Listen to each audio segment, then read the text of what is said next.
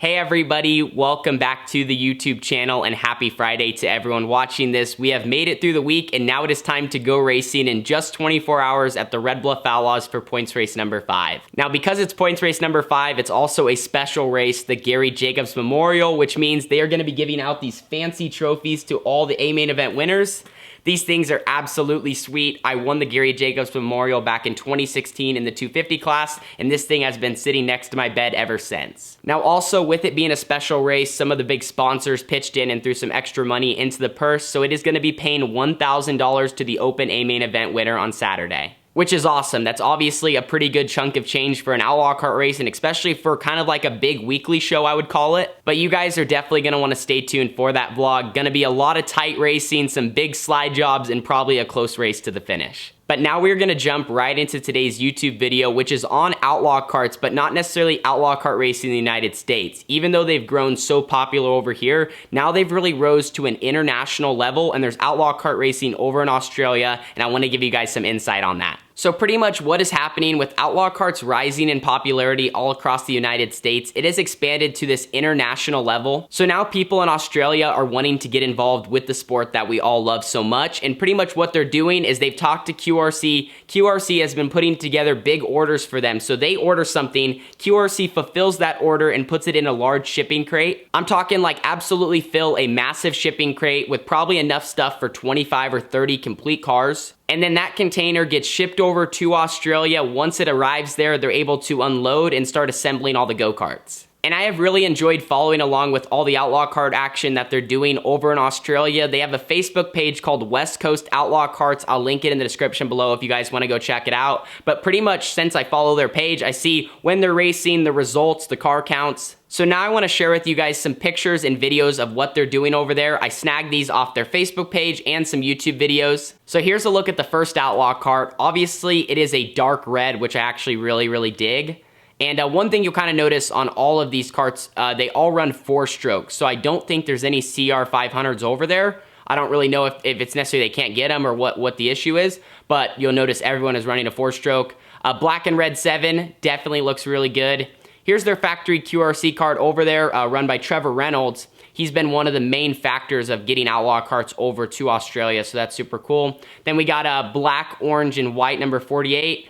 Here's a picture of Corey Eliason and James McFadden when they ran the kart. That's what's really cool. Some of these sprint car guys head on over there, and then, they get the chance to run Outlaw Karts, and it promotes it, and it helps give them some growth. By the way, where this racetrack is located, all of this is from the Perth Motorplex area. So these guys are in Western Australia. The first track that I'm going to show you here is actually inside of the Perth Motorplex, and then the second one that I'm going to show you, I believe with some of the research I've done, it's just right up the road. It's not too far of a drive. But anyway, from seeing some of those photos, you guys can tell they don't mess around. A lot of their karts look super clean on the racetrack. So now we have some footage that was shot from over there. Originally, when they started racing Outlaw Karts, they were running this massive track inside of the Perth Motorplex. If you guys have ever seen Perth, it's a good sized sprint car track. I mean, I'm not sure the exact size. I couldn't find it on social media, but from the highlights, you guys can tell it's pretty large. And they are just literally running like a little bit of a shorter racetrack right inside of it. So here are the highlights. Let's watch it together.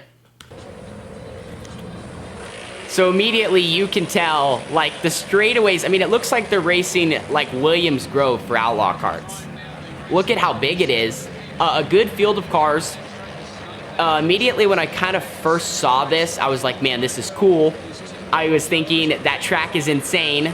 Like, that's just so crazy how wide it is, how long the straightaways are. But I immediately shifted into, I actually really want to try to run a track that big in Outlaw Karts because I just wonder what it would be like. I know how Cycleland is and you're absolutely flying, but what's it feel like in an Outlaw Kart, to be on that big of a racetrack, what the speed feels like and how low to the ground you are. And it looks super smooth, which is also a big deal. In Outlaw Karts, if a track's rough and you're going 70 miles an hour, it is not necessarily a fun ride with no suspension and no shocks. Here though, up next is an onboard clip of the same exact race. We're riding along with the 48 car. He's running second. I'm not sure if this is a heat race or an A-main event, but I mean, you can just see what it looks like running around this place right on the car. Absolutely incredible.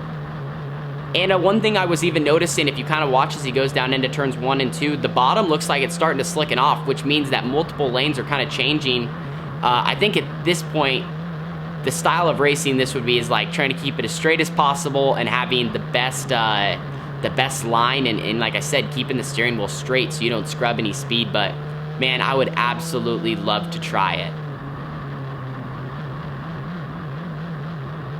Another thing I think you would notice here is how quickly you could catch someone. Like if you find a better line or they make a mistake, I think you would run them down, just kind of like in wing sprint cars, how that happens on some of the bigger racetracks. But I mean, on this big of a track, dirty air's got to be a factor. Like, I don't think at Cycleland, you know, Cycleland's big, and I think maybe in certain situations you might encounter it, but probably rarely.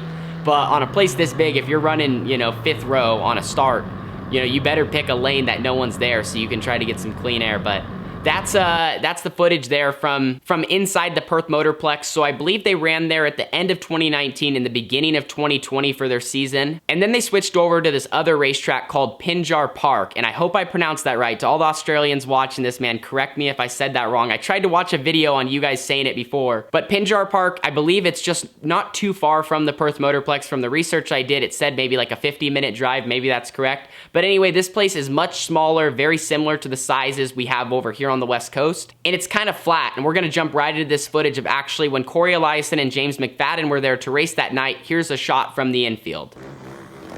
So there's James McFadden in the 47, the factory QRC card over there, and then Corey Eliason in the 23.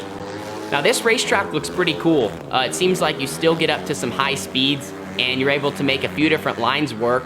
We're gonna watch a few different clips. We got some onboard stuff and we got some outside shots, and obviously this being an inside shot, but Corey don't look too bad. You know, in a sprint car, sometimes when they hop into the, oh, James got pretty high there. When the sprint car guys hop into Outlaw Karts, they really saw on the wheel, because the sprint car, obviously you do a little bit more of the steering, where in karts, you kind of wanna, you know, obviously keep the wheel straighter.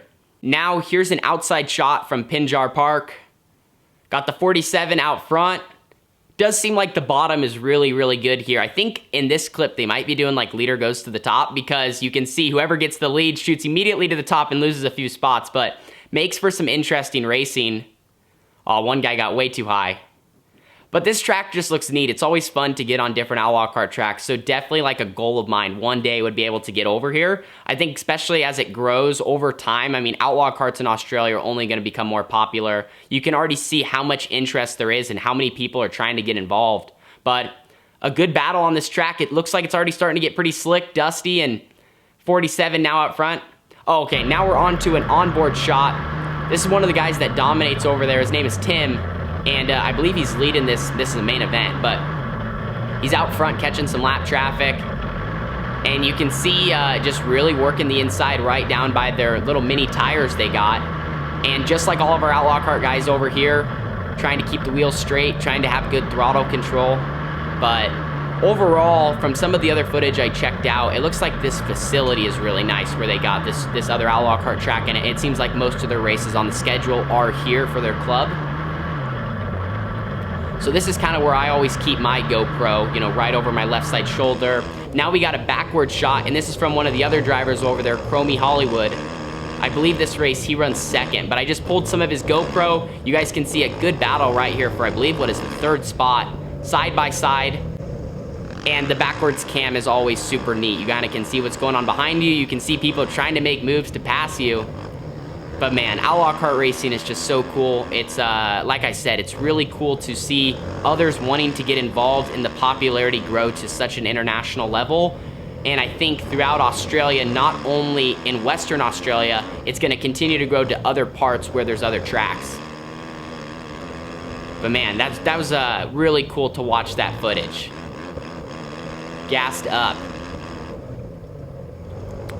So that is some of the footage from what they're doing over in Western Australia. So the guys on the West Coast, I believe when they got all their Outlaw Karts was actually about 1.5 years ago. But just a couple months ago during COVID, QRC shipped a crate to Eastern Australia, which I believe this was specifically shipped to Melbourne. So I have one clip. I don't think they've done any racing yet, but they've started piecing together karts, getting graphics on, getting engines on the side of them. And these guys were kind of just messing around in their parking lot, set up their own little track with some tires, and just check out this clip. This is insane. He's ripping on asphalt, which is actually pretty bold, not gonna lie. But just gassed up, messing around, playing around with the new toys, the Outlaw Karts, but that's really cool. So that came from one of the QRC Australia pages, and it's awesome to see QRC willing to help with this expansion, obviously building all these cars and getting them in these crates to be shipped over there, and hopefully, you know, as it continues to grow, QRC will continue sending more stuff. Anyway, that is all I got for today's video. Just really wanted to share this with you guys because Outlaw Karts are so close to me, and I thought it'd be awesome to kind of give these guys some exposure. To all my Australian fans and everyone watching this, thank you so much. Keep killing it over there. I'll definitely keep tuning in to all the Facebook posts, updates, videos. I love following along with your guys' journey. Anyway, we will talk soon. I gotta load everything up because we are heading to the Red Bluff Outlaws in just a few hours. Gonna probably make a stop at QRC tonight, check in, we'll have dinner, and then we'll get ready for points race number 5. So anyway, we will talk soon. Thank you guys so much for tuning in. Deuces.